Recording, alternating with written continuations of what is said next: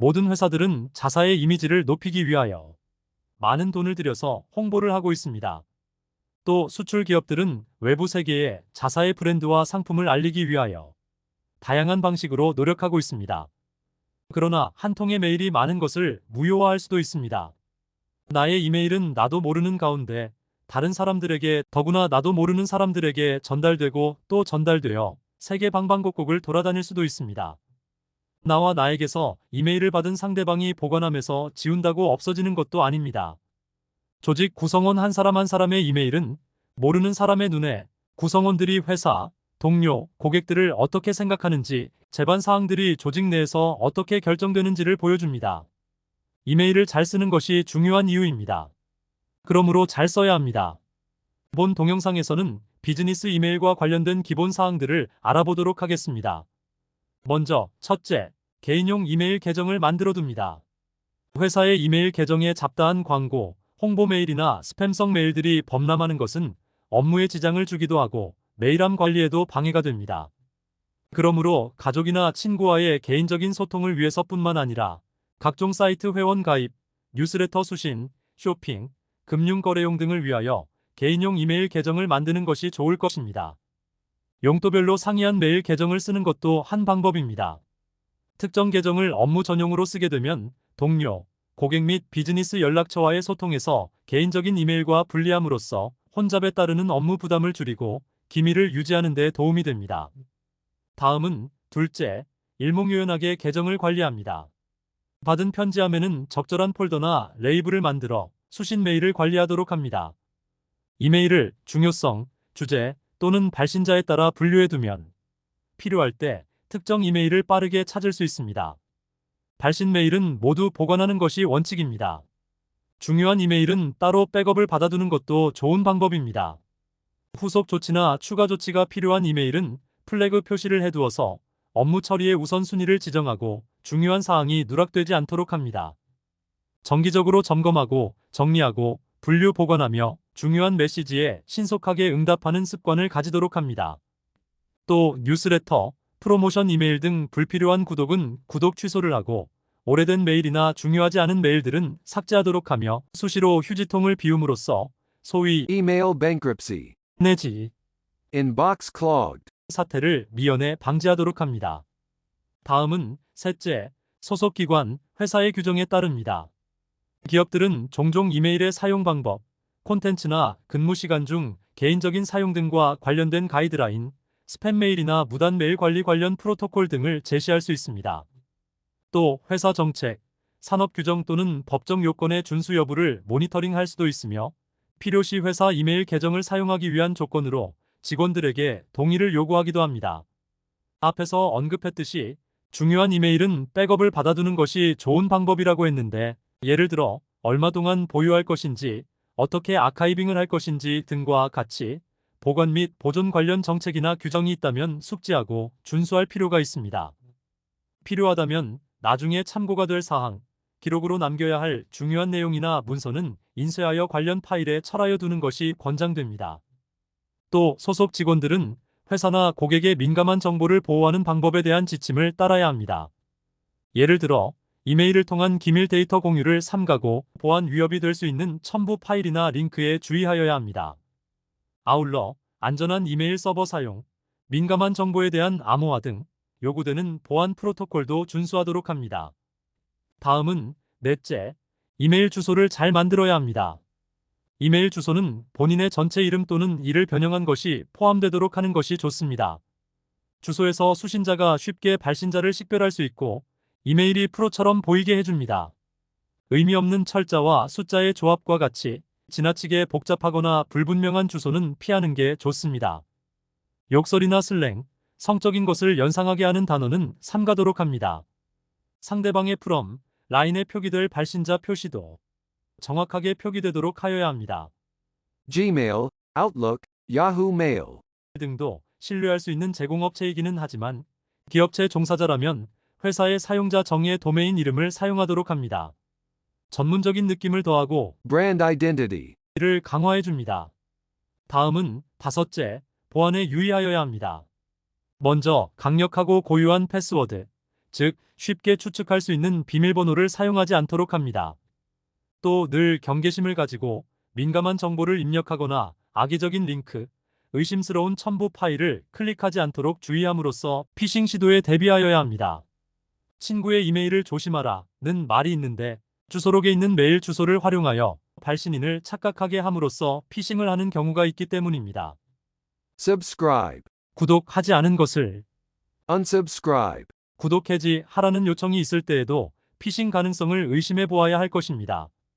특히 첨부 파일의 경우 악성 소프트웨어를 시스템에 심거나 시스템의 취약성을 악용할 수도 있으므로 신뢰할 만한 출처에서 온 것으로 보이더라도 주의를 기울일 필요가 있습니다. 그리고 민감한 정보는 암호화를 함으로써 권한 없는 액세스를 방지하도록 합니다. Encrypted. 암호화된 것이 아니라면 이메일은 보안성이 없다고 봐야 합니다. 중요한 내용이나 기밀 사항은 다른 방법으로 소통하도록 합니다. 특히 개인정보나 금융 관련 정보를 이메일에 담지 않도록 합니다. 시스템의 취약점과 악성 코드로부터 보호하기 위해 이메일 클라이언트와 백신 소프트웨어를 최신 버전으로 유지하는 것도 중요합니다. 또 기밀 정보를 보내거나 받을 때 특히 공공 와이파이 네트워크에서 이메일 계정에 액세스하지 않는 게 좋겠습니다. 다음은 여섯째, 다른 사람과 이메일 주소를 공유하지 말아야 합니다. 다른 사람들과 이메일 주소를 공유하면 개인정보가 위험에 노출될 수 있습니다. 비공개로 유지하면 누가 연락을 취하고 있는지 관리가 가능하고 스팸 메일과 같은 불쾌한 이메일을 받는 위험을 줄일 수 있습니다. 또 보호되고 권한이 있는 수신자만 액세스할 수 있도록 보장하여 사업상 민감하거나 비밀스러운 정보를 보호하게 되고 앞에서 언급한 피싱 사기 또는 다른 악의적인 활동의 대상이 되거나 데이터가 유출될 위험 등도 방지할 수 있습니다. 불필요한 통신으로 받은 편지함이 혼잡해지는 것을 방지하여 더 효율적으로 계정을 관리할 수 있게 됩니다. 그러므로 자신만의 계정을 보유하되 충분히 안전한 패스워드를 사용하고 또 정기적으로 변경하도록 합니다. 다음으로 일곱째, 제목을 잘 적어야 합니다.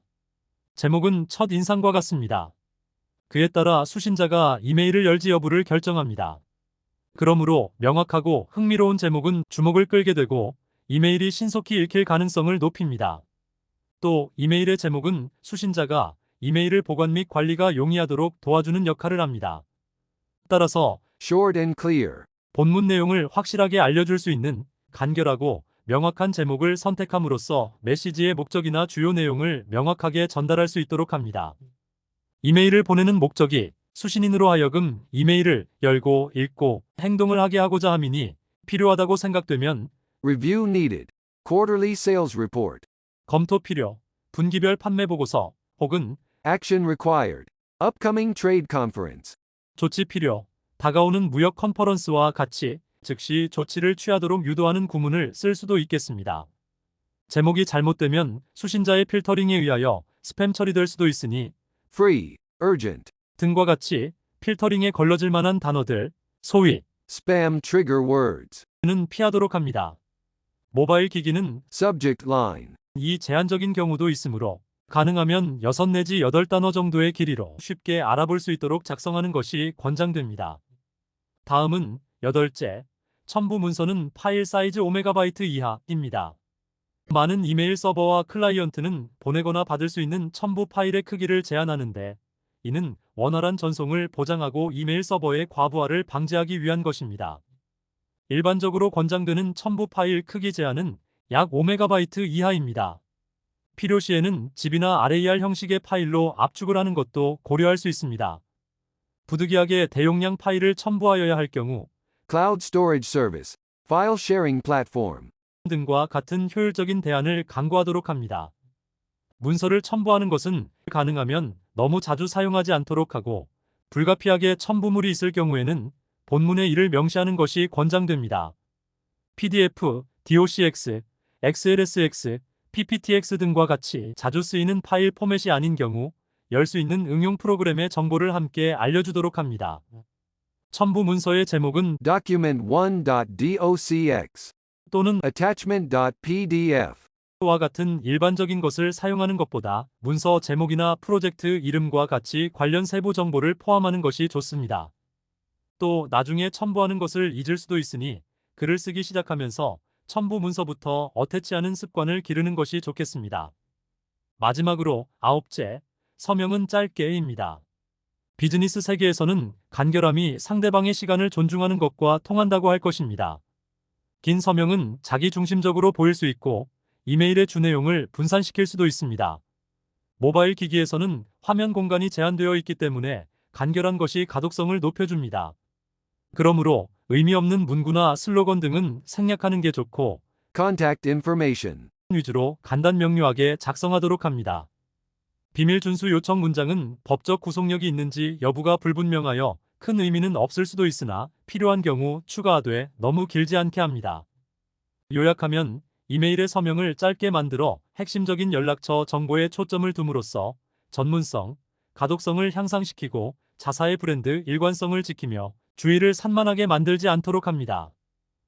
이상과 같이 비즈니스 이메일과 관련된 기본 사항들을 알아보았습니다. 이메일은 분명히 쉽고 빠르고 요긴한 소통 방식입니다. 그러나 비즈니스 세계에서는 전문적인 서류입니다. 가족이나 친구와 주고받는 카톡 메시지와는 다릅니다. 부정확한 문법, 구두점, 부적절한 정보, 아무 생각 없이 중언부언한 것, 엉성한 구성, 적절하지 않은 표현이나 슬랭을 사용하는 등 부주의하고 경솔한 태도를 보인다면 상대방에게 나쁜 인상을 주게 될 것입니다. 이메일에 있어서는 전통적인 영문 서한보다는 대화체를 쓰는 것을 용인하기는 하겠지만, Formality. 즉, 그 형식은 그대로 적용된다고 보시면 됩니다.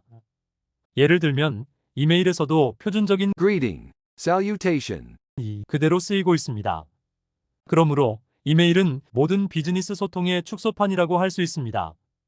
그러니 쓰기 전에 내용을 숙고하고 또 상대방을 분석하고 또 제목을 조심스럽게 선정하고 잘 써야 할 것입니다. 다음 동영상에서는 비즈니스 이메일 관련 유의점이나 에티켓에 대하여 좀 더 알아보도록 하겠습니다. 감사합니다.